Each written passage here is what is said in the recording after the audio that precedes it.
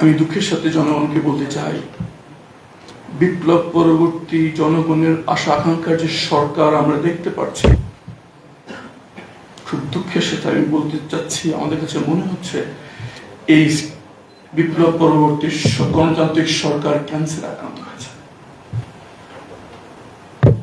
গত 17 বছর এক ধরনের ক্যান্সার ছিল। সে ক্যান্সারের ট্রিটমেন্ট হিসেবে ছাত্র জনতা কেমোথেরাপির মাধ্যমে ক্যান্সারকে বিতাড়িত করে গণতান্ত্রিক সরকারকে বসিয়েছে।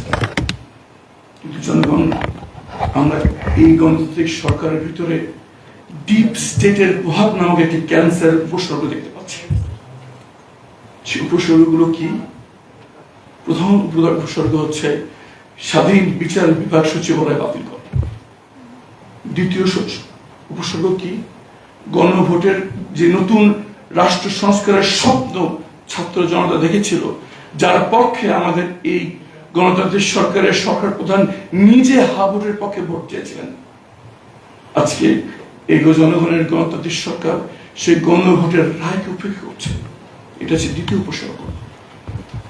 তৃতীয় উপসর্গ যে তারা জনগণের অধিকার সমুন্নত রাখার জন্য যে প্রতিষ্ঠানগুলো বিপ্লব পরবর্তী সরকার রেখে গিয়েছে, সেগুলোকে আরো শক্তিশালী না করে প্রথমবারে সেগুলোকে বাতিল করেছে।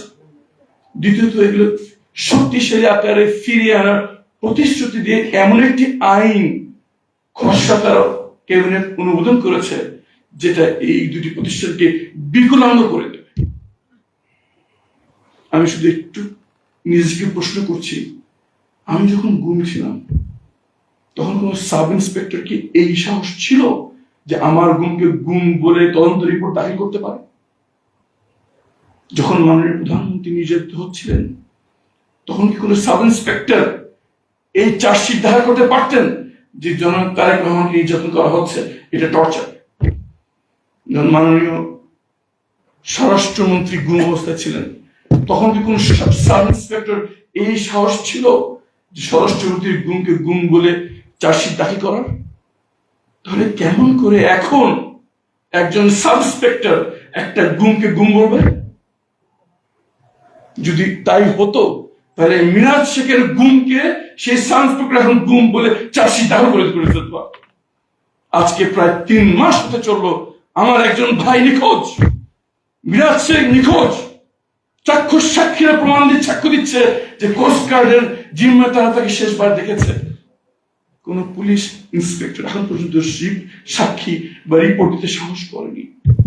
তাহলে কেমন করে সামনে যখন রাজনৈতিক পালন না করুক, সেই নিপীড়নের যন্ত্র আবার সক্রিয় হবে, কেমন করে একজন সাব ইন্সপেক্টর একজন গুমকে গুম বলবে, টর্চারকে টর্চার বলবে?